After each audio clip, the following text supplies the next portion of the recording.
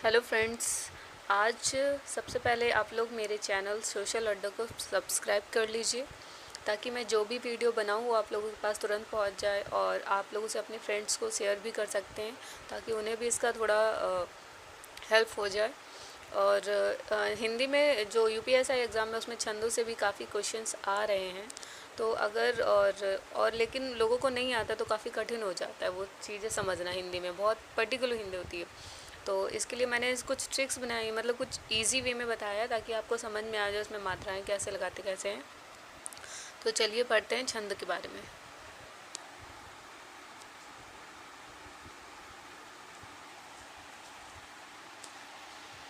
तो देखिए यहाँ पे मैंने लिख रखा है जैसे कि पहले ही सबसे पहले तो हमें ये पता होना चाहिए कि छंद कौन कौन से होते हैं। छंद तीन तरह के होते हैं, मात्रिक, वाणिक और मुक्त छंद। उसके बाद अब हमें ये भी पता होना चाहिए कि मात्रिक छंद में क्या क्या आता है, वाणिक छंद में क्या क्या आता है और मुक्त छंद में क्या क्या आता है। तो मात्रिक छंद में जो है वो हमारे चौपाई, दोहा, सोठा, कुंडलियाँ, बरवे और छप्पे आता है। वाणिक छंद में जैसे कि आप देख रहे हैं ये मालिनी है जिसमें कि 15 वर्ड होते हैं, और मुक्त छंद जो है वो मुक्त तरीके से होता है। तो हमारा जो मुख्य है वो मात्रिक छंद है जिसमें मात्राएं लगानी पड़ती हैं।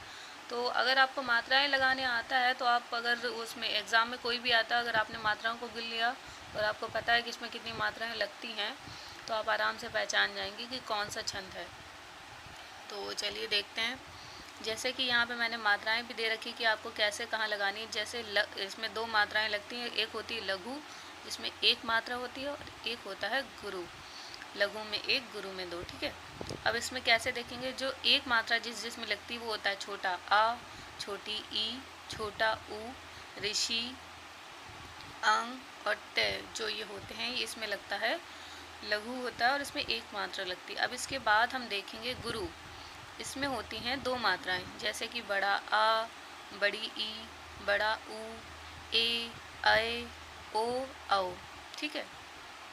अब इसके बाद सबसे पहले हमें पता होना चाहिए कि किसमें कितना कैसे बनता है। तो जैसे कि हम यहाँ देख रहे हैं, जो इम्पोर्टेंट है मैं वो बता रही हूँ ताकि जो पेपर में आते वो केवल आपको बताऊँ। तो यहाँ पे आप देखिए ये है दोहा। दोहा में 13 और 11 मात्राओं का संयोजन होता है, जिसमें 13 पहले पद में होती है और 11 जो है वो दूसरे पद में होती है, मतलब 13 प्लस 11 से बनता है। अब जैसे इसमें आप देखिए इसका एक दोहा मैंने दे रखा है यहाँ पर उदाहरण, रहीमन पानी राखिए बिन पानी सब सून, और इसका पूरा है। और फिर इसके बाद हम देख रहे हैं इसकी मात्राओं को, जैसे ये है देखिए ये छोटा आ या एक उसी तरीके से है, तो इसमें एक एक मात्राएं लगेंगी, छोटी ई, छोटा आ, मतलब इस तरीके से। फिर हम देख रहे हैं यहाँ बड़ा आ की मात्रा है, बड़ी ई की मात्रा है, तो यहाँ दो लग रही हैं।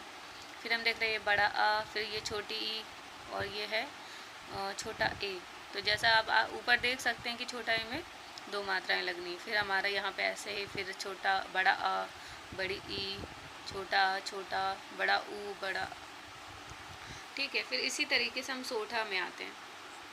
सोठा जो होता है वो 11 और 13 मात्राओं से बनता है। इसके प्रथम और तीसरे पद में जो 11 मात्राएं होती है और दूसरे और चौथे पद में 13 मात्राएं होती हैं। ये एक तरीके से दोहे का उल्टा होता है। तो आप एक याद कर लीजिए, अगर आप दोनों याद करेंगे तो आप कंफ्यूज हो जाएंगे। इसके लिए आप लोग एक ही याद करिए, चाहे दोहा याद कर लीजिए या सोठा याद कर लीजिए। जैसे कि दोहा याद कर लीजिए कि हाँ दोहे में 13 और 11 का बनता है। 13 जो होती हैं वो पहले और तीसरे में होता है और मात्राएं, और दूसरे और चौथे में 11 मात्राएं होती हैं। इसके बाद है चौपाई। चौपाई में 16 मात्राएं होती हैं, तो इसमें ज़्यादा कुछ नहीं, आपने अगर पहली लाइन पहचान ली है तो आप पहचान जाएंगे आराम से। जैसे ये है बदऊँ गुरुपद पदुम परागा, जैसे ये है ब, इसमें आप देख रहे हैं दो मात्राएं हैं। ये आप इसको बिंदी को देखिएगा, इसलिए इसमें दो हैं।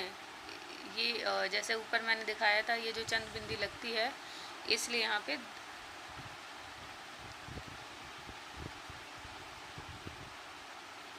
ये आधा ना इसमें आ रहा है, सॉरी, इसलिए बदऊँ यानी कि इसमें ना, तो ये दो वर्ड इसमें एक तरीके से आ रहे हैं।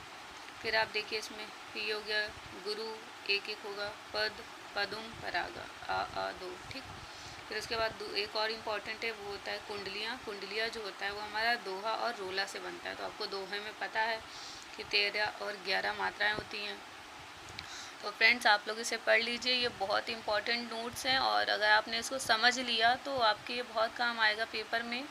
और प्लीज़ मेरे और लास्ट में मैं फिर से बताना चाहूँगी, मेरे चैनल को आप लोग लाइक शेयर एंड सब्सक्राइब कीजिए, अपने फ्रेंड्स को भेजिए ताकि वो उन्हें भी इसका फ़ायदा हो सके उनके एग्ज़ाम से पहले।